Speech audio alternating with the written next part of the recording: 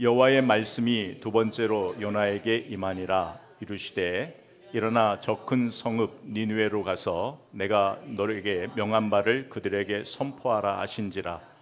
요나가 여호와의 말씀대로 일어나서 니느웨로 가니라. 니느웨는 사흘 동안 걸을 만큼 하나님 앞에 큰 성읍이더라. 요나가 그 성읍에 들어가서 하루 동안 다니며 외쳐 이르되 40일이 지나면 니느웨가 무너지리라 하였더니 아멘. 우리가 1장과 2장을 이제 지나면서 3장에 왔는데요. 시간이 지날수록 더 분명해지는 것이 있는데 그것이 무엇이냐면 요나를 향한 하나님의 마음이에요. 마치 학생을 어떻게 해서라도 붙여주려고 노력하는 선생님처럼 하나님께서 이미 한번 실패했던 그런 요나를 하나님께서 다시 한번 살려주셔서 사명의 자리로 불러주시는 거예요. 그러니까 요나가 아무리 하나님을 떠나고 배반했지만 그 추적하시는 하나님의 사랑을 피할 수 없는 것이죠. 우리가 1장에서 보았던 내용이 3장에서 반복되고 있다는 것을 한번 볼 수 있어요. 그래서 요나서 1장 1절에 여호와의 말씀이 아미떼의 아들 요나에게 임하니라. 이르시되 2절에 너는 일어나 저 큰 성읍 니느웨로 가서 그것을 향하여 외치라. 그 악독이 내 앞에 상달되었음이니라 하시니라. 이게 하나님께서 요나를 1장에서 부르셨던 내용이에요. 그런데 요나가 하나님의 낯을 피하여 도망했죠. 그래서 하나님께서 물리적으로 요나를 물고기 뱃속으로 넣으셨죠. 그래서 그 안에서 죽음을 경험한 요나가 하나님께서 명하셔서 그 물고기가 요나를 육지에 뱉었죠. 그때 하나님께서 또 요나에게 주셨던 말씀이 3장인데요. 3장 1절에 보면 여호와의 말씀이 두 번째 요나에게 임하니라. 이 말씀이 임했단 말이죠. 그런데 2절에 보면 일어나 저 큰 성읍 니느웨로 가서 내가 네게 명한 바를 그들에게 선포하라. 여기서 외치라 선포하라는 같은 단어예요. 하나님께서 요나를 불러주셨어요. 다시 세워주셨어요.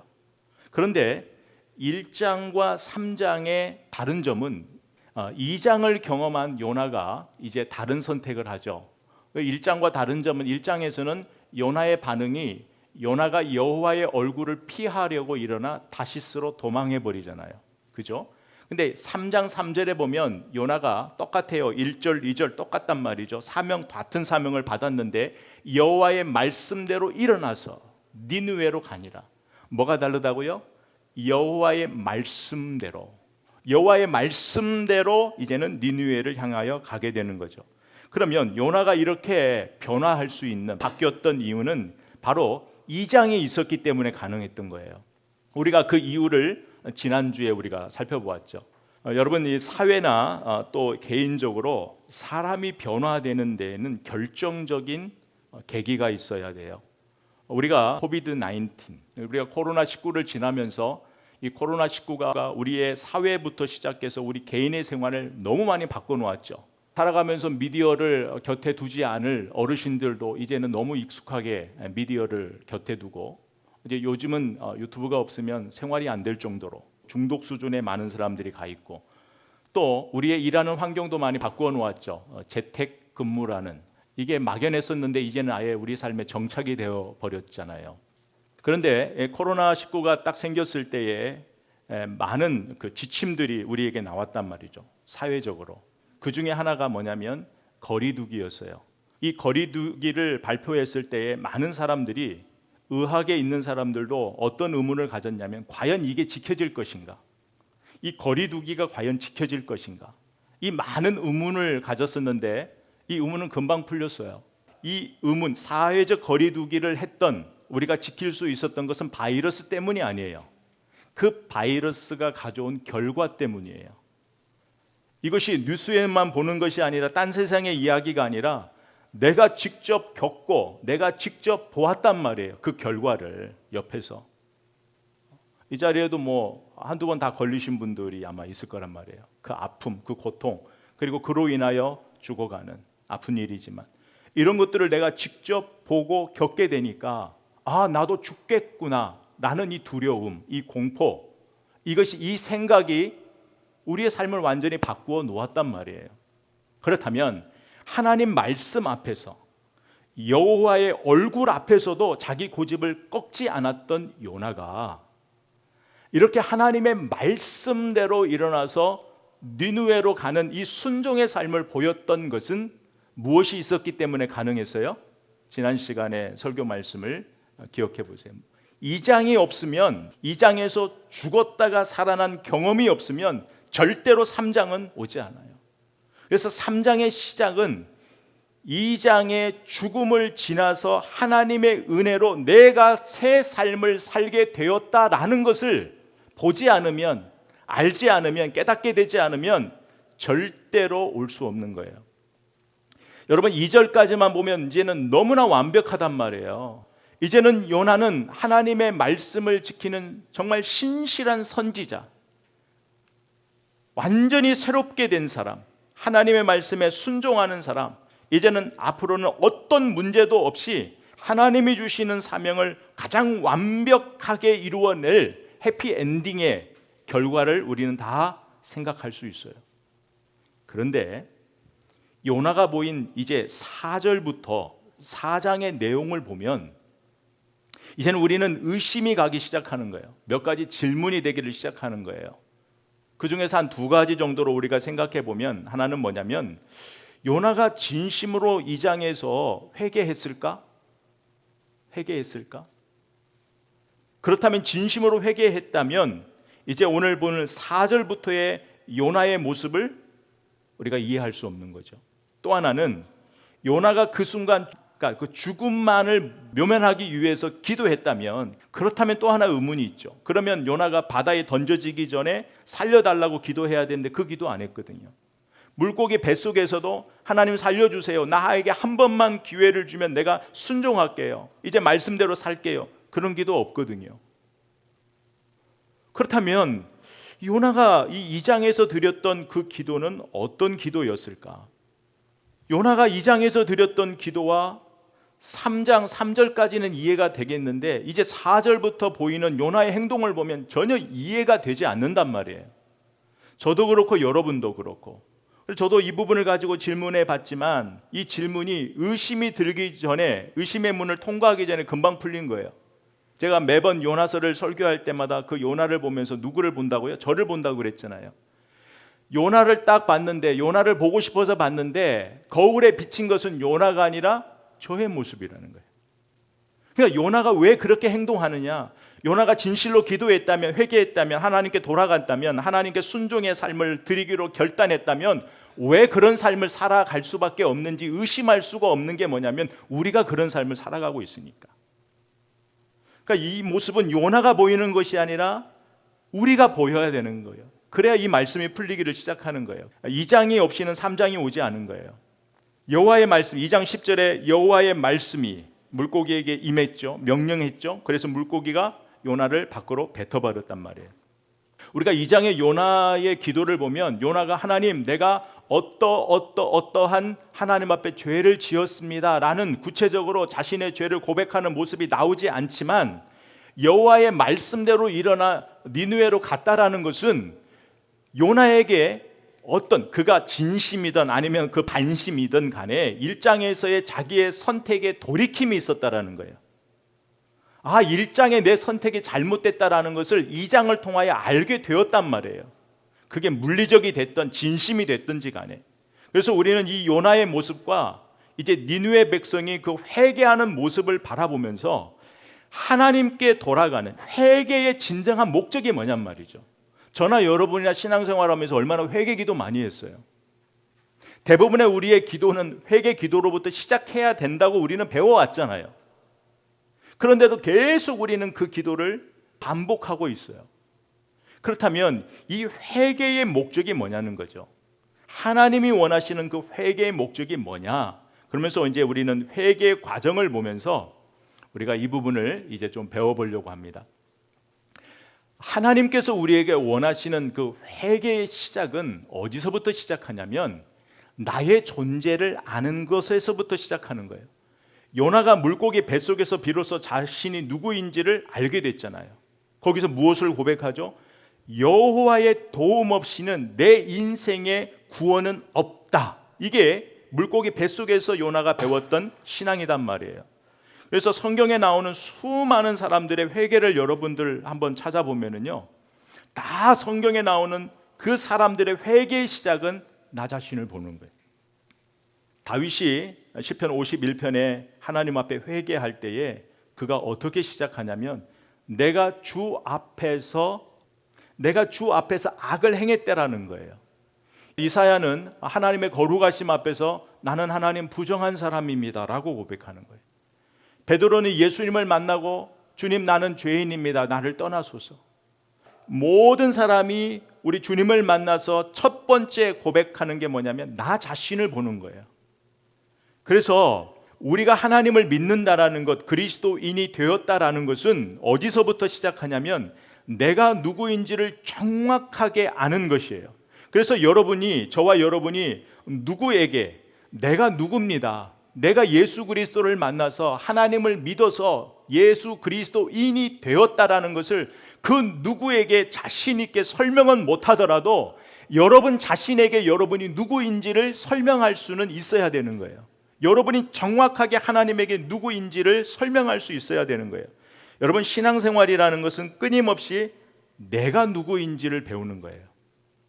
나한테 주어진 삶의 자리에서 끊임없이 그 안에서 많은 상황 속에서, 사연 속에서 내가 누구인지를 계속 배우는 것이 신앙생활인 거예요.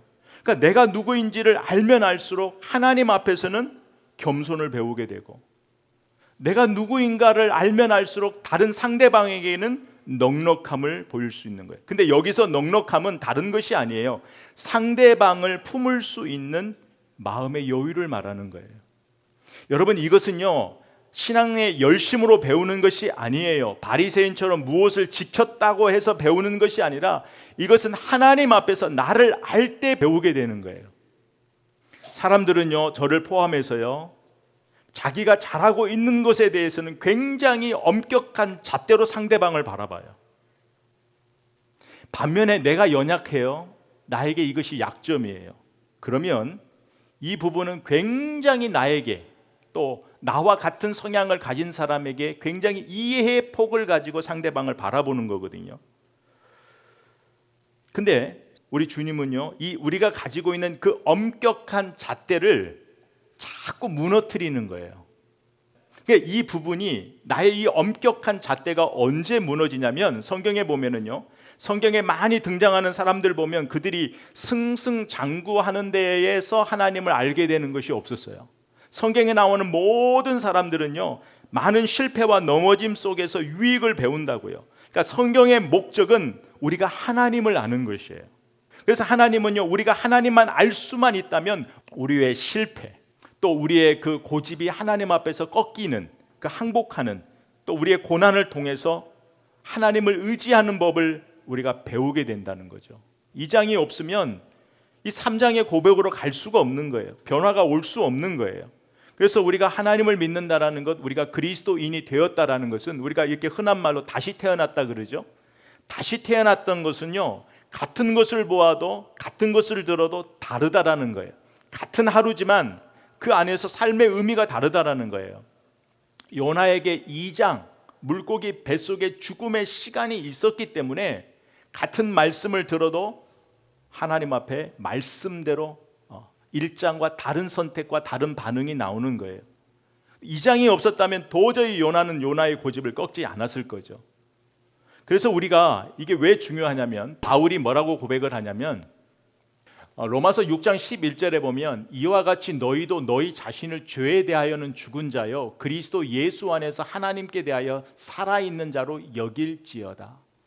그러니까 요나가 이 삶을 배운 거란 말이에요. 우리 모든 사람이, 여러분이 하나님을 믿는다, 제가 하나님을 믿는다, 우리가 그리스도인이 되었다라는 것은 로마서 6장 11절의 이 삶을 경험한 사람만이 그 삶을 살아갈 수 있는 거예요. 이제부터 나에게 주어진 삶은 죄에 대하여서는 죽은 자요, 그 예수 안에서 살고 있는 사람이라는 걸 매 순간에 배우는 거예요. 로마서 8장에 나와 있는 대로 그리스도 예수 안에 있는 하나님의 사랑에서 저와 여러분을 끊어낼 수 없다라는 걸 배우는 거예요. 예수 안에서 사는 법을 배우게 되는 거예요. 예수 안에서. 그런데 우리가 이제 여기서 하나 놓치는 것이 뭐냐면, 우리가 하나님을 믿는다, 그리스도인이 되었다라는 것은 우리가 다시 태어나는 거거든요. 다시 태어나는데 우리가 항상 어른으로 태어난다고 생각을 해요. 성경은 그렇게 가르치지 않아요. 이 부분을 착각하기 때문에 우리가 때로는 아침에 막 기도하고 뭔가 다 할 수 있는 것 같은데 오후에 전혀 다른 사람이 되어 살아가는 거예요. 그런 나를 보면서 실망하게 되고요. 또 좌절하게 되고요. 저 아는 목사님이 저에게 이런 얘기를 하더라고요. 커피를 마시는데 저한테, 목사님, 내가 진짜 예수 믿는 사람인지를 모르겠어요. 근데 제가 그 말을 듣고 저 목사님 무슨, 이게 아니라 그 목사님이 정직하게 들리는 거예요. 와, 진짜 우리가 이 고민해야 되는 거거든요. 진짜 예수 믿는 사람의 삶이 무엇인가? 우리가 이것을 아는 거는요, 우리가 예수 그리스도 안에서 태어났지만 어른으로 태어나지 않는다니까요. 어린아이에서 우리는 어른으로 성장하는 시간이 필요하단 말이에요. 근데 우리가 예수를 믿으면 그냥 어른이 된 것처럼 생각하는데 그게 절대 아니에요. 어린아이에서부터 배워가야 되는데 그 어린아이에서부터 어른으로 장성하는 그 시간에 뭐가 필요하냐면 우리의 회개하는 시간, 기도가 필요하단 말이에요. 고린도전서 13장 11절에 보면 내가 어렸을 때에는 말하는 것이 어린아이와 같고 깨닫는 것이 어린아이와 같고 생각하는 것이 어린아이와 같다가 장성한 사람이 되어서는 어린아이의 일을 버렸노라. 물론 이건 종말론적 시각에서 바울이 이야기했지만 이걸 오늘 말씀에 좀 적용해 보자면 바로 이게 필요한 거란 말이죠. 그래서 우리가 쓰러지고 넘어지는 것은 좌절할 것이 아니라 당연한 거란 말이에요. 우리 입장에서 어린아이이니까. 여러분, 우리 회개도 그렇단 말이죠. 우리 회개도 그렇습니다. 회개가 우리를 하루아침에 어른으로 만들어 놓지를 않아요. 그런데 우리는 회개 기도하면 그냥 우리가 아이를 건너뛰어서 바로 어른이 되는 것처럼 우리가 착각하는 거예요. 이건 잘못 알고 있는 것이거든요. 회개는요, 아이에서 어른으로 자라면서 무엇이 옳고 그름인지를 배워가는 거예요. 무엇이 잘못된 것인지를 배우는 거예요. 무엇이 죄인지, 그래서 죄를 이기는 힘을 키우는 것이요, 우리의 영적 위치를 바로잡는 것이요, 우리가 있어야 할 그 자리로 자꾸 돌아가는 거예요. 하나님을 떠나 살 수 없는 것, 하나님의 도우심이 없으면 안 된다라는 것을 끊임없이 알게 된단 말이에요. 근데 무엇을 통해서? 나의 넘어짐과 나의 연약함과 소망이 보이지 않고 좌절하고 절망 가운데 또 내 힘으로 안 될 때, 그때. 여러분, 회개는요, 회개 기도는요, 우리를 깨끗하게 증명하는 시간이 아니에요. 우리는 좀 회개 기도하면 좀 개운하잖아요. 좀 시원하잖아요. 이런 것이 아니란 말이에요. 회개 기도는 나의 깨끗함을 증명하는 것이 아니라 우리의 죄를 보게 하고, 그리고 주님 없이는 살아갈 수 없는 나를 보고 배우고 깨닫게 하는 시간이에요. 그래서 우리 주님께서 바리새인 기도보다 세리의 기도를 좋아하시고 손을 들어주셨잖아요. 세리는 뭐예요? 자기를 정확하게 보잖아요. 나는 죄인입니다. 나는 죄인입니다. 우리가 이것을 알게 되면은요, 2장에서 요나의 모습과 3장, 4장에 나타나는 요나의 모습이 이해가 되기를 시작하고요. 아침에 우리가 기도하고 또 말씀 보고 그렇게 뭔가 살 수 있다라고 시작했지만 내 인생의 오후에 전혀 다른 인생을 살아가는 나를 바라보면서 우리가 때로는 무너질 때가 얼마나 많이 있어요. 그렇죠? 그렇다면 우리가 진짜 회개가 무엇인지를 이제 바로 알게 된다면 우리가 한두 번 넘어지는 것이 우리의 목적이 아님을 알게 돼요. 오히려 그것이 우리에게 성장하는 데 좋은 영양분이 된다는 걸 알게 된다고요. 그렇다면 여러분, 회개라는 것이 뭐냔 말이에요. 제가 원어 설명은 하지 않을게요. 이미 뭐 다 알고 계시니까. 여러분, 회개의 목적은 하나님이 원하시는 나와 하나님의 관계가 회복되는 거예요. 내가 원하는 관계가 아니에요. 하나님이 원하시는 나와 하나님의 관계가 회복되는 거예요. 그리고 회개라는 것은 하나님으로부터 멀어져 있는 내 영적 위치를 보고 하나님께 돌아가는 거예요. 그런데 우리는 회개가 하나님께 돌아가는 거라고 많이 배웠잖아요. 여러분, 회개가 하나님께 돌아가는 건 맞아요. 그러나 하나님께 돌아가는 것이 회개의 목적이 아니에요. 회개의 목적은 하나님께 돌아가서 거기서부터 하나님이 원하시는 말씀대로 내 인생을 새롭게 시작하는, 새롭게 살아가는 거기까지를 회개라고 한다고요. 누가복음 15장에 보면 둘째 아들이 나오잖아요. 둘째 아들이 아버지의 마음을 모르고 아버지의 재산을 처분해서 이제는 먼 거리로 떠나지요. 먼 나라로 떠나서 거기서 인생의 고통과 실패와 좌절을 배우면서 아버지를 생각하잖아요. 그러면서 내가 아버지께 돌아가야겠다. 그런데 거기서 뭐라고 그러죠? 아버지께 돌아가서 내가 이제부터는 아버지의 품꾼으로 살겠습니다. 물론 아버지가 자녀를 품꾼으로 여기지는 않죠. 그러나 그 마음이 있어야 된단 말이에요. 내가 아버지께 품꾼으로, 이제는 내가 아버지를 위해서 어떤 삶을 살아내야 되는지를 아는 데까지, 그 삶을 드리는 기도까지, 기도만이 아니라 그 삶을 내 삶의 자리에서 살아내는 데까지 가는 것이 회개란 말이에요. 하나님이 원하시는 회개의 목적이란 말이에요. 여러분, 학생에게서 제일 중요한 건 뭐예요? 공부죠. 공부하는 게 더 중요하지 책상을 청소하는 게 중요하지 않아요. 그런데 어떤 학생이 책상을 청소하는데 너무 많은 에너지를 소비해서 막상 공부를 못해요. 이건 잘못됐단 말이죠. 그죠? 책상이 지저분해도 학생에게는 공부하는 게 더 중요하단 말이에요. 그런데 매일같이 나는 책상이 더러우면 공부 못해. 책상만 너무 막 몇 시간씩 청소하다가 좀 쉬어야지 하고 자버리는 거예요. 이게 아니란 말이에요. 근데 우리의 회개가 그럴 때가 많이 있단 말이에요. 하나님 앞에 진짜 살아가는, 하나님이 원하시는 삶을 살아내는 게 우리한테 더 중요한 책임으로 주어졌는데 그냥 나 자신을 깨끗하게 하는 것, 여기에 온통 우리가 집중되어 있는 거예요. 그러다 보니까 회개가 뭐냐면, 회개 기도하는 것으로 내가 진짜 살아가야 될, 하나님의 말씀대로 살아가야 될 그 책임 안으로 회개 기도가 숨어버리는 거예요. 회개 기도가, 그래서 우리는 어떻게 가냐면, 회개 기도가 내 마음이 좀 편한 것으로 대체가 돼버리고 괴로운 내 마음이 좀 덜어지는 하나의 방법이 되어서는 안 되는 거예요. 우리 회개 기도가 자꾸 그렇게 가면 하나님 앞에서 나를 진짜 보는 그 겸손이 아니라 계속해서 뭐예요? 남을 정죄하는 손가락 길이만 길어지는 거예요. 그래서 회개 기도를 진짜 많이 하는 사람들 중에는 정죄하는 사람들이 되게 많아요. 왜? 회개를 잘 몰라서 그래요.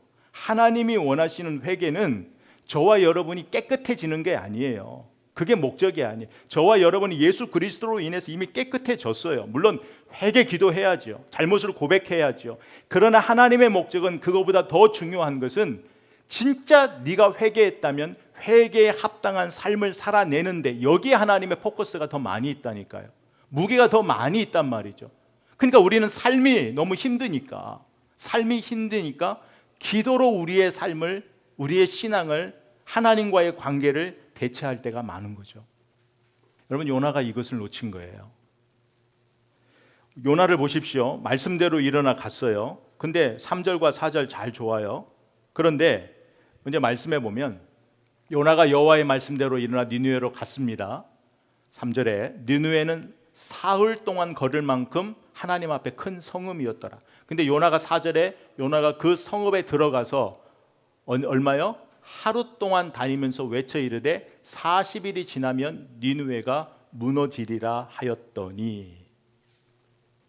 우리가 이 말씀을 가만히 보면은요, 제가 이 말씀을 보면서 왜 요나의 마음이 변했을까 여러 가지 각도에서 생각을 했어요. 그래서 제가 하나 찾아낸 게, 혹시 요나가 물고기 뱃속에서 나와서 니느웨로 향하면서 어떤 마음의 변화가 있었을까? 하나님을 위해서 산다고 결단은 했는데 그 걸어가는 도중에 어떤 생각의 변화가 있었을까? 제가 여러 가지로 한번 생각을 해봤어요. 근데 분명한 것은, 하나님이 말씀대로라고 했는데 요나의 행동은 말씀대로는 같지만, 순종하는 것처럼 보였지만 그의 마음의 변화는, 이방인 니느웨를 향한 요나의 마음은 변함이 없었어요. 그러니까 요나의 고집은 꺾였지만 완전히 항복한 고집은 아니었단 말이죠.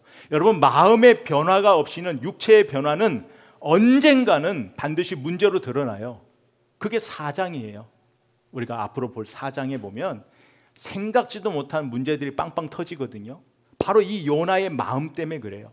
여러분, 선지서의 특징이 뭐예요? 선지서의 특징은 하나님이 선지자를 보내셨으면요, 그 선지자는 그 백성들, 그 대상들에 향해서 반드시 그들의 죄를 지적하게 되어 있어요. 하나님이 싫어하시는 죄. 그래서 하나님이 요나서의 1장에 뭐라고 그랬어요? 그들의 악독이라고 얘기했잖아요. 그렇다면 선지서에 나와 있는 패턴대로 따른다면 요나는 그들의 악독이 무엇인가를 지적하면서 하나님께 돌아오기를 선포했어야 돼요. 외쳤어야 돼요. 그런데 요나의 선포에는 그게 없어요. 요나는 하나님에게는요, 하나님이 니느웨에게 그 말씀을 하신 것은, 하나님은요 심판보다는 사랑과 용서와 긍휼의 마음이 있는데, 요나는 하나님이 하라는 대로는 했지만 무엇이 없냐면 하나님의 마음, 사랑, 용서, 긍휼이 없었다라는 거예요. 그러니까 요나의 마음은 그들이 회개해서 돌아오는 것보다는 40일이 지나면 망했으면 좋은 거예요. 하나님의 심판을 받았으면 좋은 거예요. 왜? 나 원수이기 때문에. 왜 이 마음이 생겼는가는 우리가 다음 주에 이제 볼 거예요. 다음 주에 왜 요나의 마음이 이런 갈등과 고민 속에 힘들어할 수밖에 없었는지, 그게 곧 우리의 문제니까. 여러분, 니느웨를 향한 하나님이 하고픈 말을 한 것이 아니라 요나는 지금 하나님의 말씀 안에서 자기가 하고픈 이야기를 하고 있는 거예요. 여러분, 이것이 굉장히 어렵고 힘든 문제예요. 특히 말씀을 전하는 저에게는 굉장히 어려운 문제일 수 있죠. 여러분, 하나님의 말씀 안에, 하나님의 말씀은 전해요. 성경은 읽었어요. 또 성경의 말씀대로 설교는 해요. 그런데 그 안에 내가 하고픈 말을 하면 잘못된 거죠. 근데 우리가 이럴 때가 많이 있거든요. 우리가 이걸 놓칠 때가 굉장히 많이 있어요. 여러분, 이것은 개인뿐만 아니라 저뿐이 아니에요. 그래서 여러분들이 목사님들을 볼 때요, 저 목사님 설교 잘한다 못한다, 말을 잘한다 못한다, 이게 중요한 게 아니라 말씀대로 하고 있느냐를 봐야 돼요. 말씀대로. 주님이 우리한테 원하는 건 말씀대로. 교회도 마찬가지예요. 사역도 마찬가지예요. 많은 일을 하는 게, 교회가 어떤 일들을 하는 게 중요한 게 아니라 말씀대로 하고 있느냐, 이게 중요하다니까요. 하나님의 말씀에, 하나님의 말씀대로. 그렇다면 우리가 정말 회개했다라는 것이 뭐냐? 정말 우리가 회개했다라는 것, 온전한 회개는요, 물론 기도로부터 시작을 해요. 그러나 말씀대로 사는 삶까지 가야 돼요. 그래야 회개가, 하나님이 원하는 회개의 목적이 이루어지는 거예요. 요나가 이 부분을 놓쳤어요. 또 우리도 이 부분을 놓치고 살 때가 많이 있어요. 그래서 우리는 앞으로 이제는 회개 기도를 할 때에는 단순히 나의 잘못을 하나님 앞에 고하는 그 정도가 아니라 진짜 내가 하나님의 말씀대로 지금을 책임 있게 살아가는 것을 배우는 거예요. 이게 회개 기도거든요. 제가 어릴 때 교회 다닐 때에는요, 제가 어릴 때부터 교회를 다녔으니까 제가 이 말씀을 보면서 그 생각을 했어요. 제가 어릴 때에요, 전도사님들을 통해서, 선생님들을 통해서 배웠던 것은 죄를 지면 안 된다라는 걸 배웠어요. 죄를 지면 너 안 돼. 죄를 지면 너 회개해야 돼. 하나님 싫어하셔. 하나님이 너 마치 벌 줄 거야. 그러니까 어릴 때는 하나님이 너무 두려웠기 때문에 회개를 안 할 수가 없었어요. 근데 우리가 무엇을 못 배웠냐면, 선생님들이 저에게 무엇을 안 가르쳐 줬냐면, 회개했으면 회개보다 더 중요한 네가 어떤 삶을 살아내야 되는지, 네가 하나님 앞에 어떤 삶을, 어떤 책임감을 갖고 살아가야 되는지를 좀 더 가르쳐 줬으면 하는 아쉬움이 드는 거예요. 여러분, 저와 여러분도요, 언제 우리가 이것을 배우냐면요, 말씀 보고 기도하고 교회를 섬기고 친교하고 분주하게 살아갈 때에, 목사도 마찬가지, 분주한 사역 속에서는요, 사역에 숨어서 그게 안 보인단 말이에요. 왜? 내가 너무 하나님을 위해서 분주하게 일하고 있으니까 진짜 내 모습을 못 봐요. 그런데 이것을 언제 알게 되냐면, 내가 실패했을 때, 내가 배신당할 때, 내가 상처 입었을 때에, 내가 아침에 능력으로 기도했다가 그 작은 유혹에 넘어져서 내 인생의 오후가 완전히 허무하게 무너질 때에, 그때 오히려 신앙을 배우고 그리스도인의 삶을 배우고, 내가 어떻게 살아야 되는지를 배우게 되는 거예요. 오늘 말씀을 이제 매듭을 짓게요. 여러분, 나를 바꾸는 변화, 이건 내 마음을 움직일 수 있는 계기가 반드시 있어야 돼요. 제가 예전에 터닝 포인트 우리가 말씀드릴 때 이 부분 한번 했어요. 그런데 그 계기는요, 우리가 말하는 성공보다는요, 실패, 좌절, 나의 연약함, 이걸 통해서 하나님이 일하실 때가 더 많이 있어요. 저와 여러분이 예수 안에서 죽는다라는 게 무엇이고, 내가 예수와 함께 죽었다가 살아나는 것이 무엇인지를 절대 깨닫지 못하면, 예수 때문에, 예수 위에, 예수와 함께 죽었다라는 것이 무엇인지를 경험하지 않으면, 물고기 뱃속에 내가 죽을 수밖에 없는 사람이라는 것을 깨닫지 못하면 절대로 우리에게는 새로운 삶이 보이지를 않는 거예요. 예수 안에서 사는 것이 무엇인지를 알 수 없는 거예요. 예수 안에서 사는 것이 무엇인지를 모르니까 그리스도인의 삶을 모르고, 하나님을 믿는다라는 것이 무엇인지를 모르고, 내가 그 삶을 살아가는 내 책임이 무엇인지를 모른다는 거죠. 여러분이 이제 한 주간 살아갈 때 하나님을 믿는다라는 것, 이 그리스도인이 되었다라는 것은요, 책상에서 하는 것이 아니라 여러분의 삶 속에서 배우는 거예요. 근데 여러분의 삶 속에서 무엇을 통해 배우냐면, 깨지고 넘어지고 쓰러지고 내 힘대로 안 되고. 오늘 말씀을 통해서 하나 분명히 기억할 것은, 우리가 그런 넘어진 자리에서 분명히 우리는 하나님께 돌아갈 거예요. 하나님의 자녀니까. 근데 회개는요, 하나님께 돌아가는 것, 내 잘못을 시인하는 것이 회개가 아니에요. 그건 시작이에요. 하나님께 돌아갔다면 말씀대로 이제는 하나님이 원하시는 그 삶을 살아가는 데까지 말하는 거예요. 요나가 말씀대로 니느웨에 갔지만 하나님이 원하시는 삶은 살아내지 못했어요. 우리가 요나의 그 모습을 바라보면서, 그것이 우리의 모습이구나. 저와 여러분이 그렇게 늘 회개 기도를 많이 했는데 왜 우리는 늘 변화가 없는 삶을 반복하게 될까? 그러면 우리가 분명히 놓치고 있는 게 있어요. 요나가 놓친 것을 우리도 놓치고 살기 때문에 그래요. 한 주간 살아갈 때 어려울 거예요. 어렵지만 힘을 내서 요나를 포기하지 않았던 그 하나님이 저와 여러분을 결단코 포기하지 않으세요. 한 주간 살아갈 때에 어떤 상황 속에서 주님이 나를 도우신다, 주님이 나와 함께 하신다, 주님이 나와 함께 이루신다 라는 믿음으로 승리하는 복된 한 주간 되기를 주의 이름으로 선포합니다.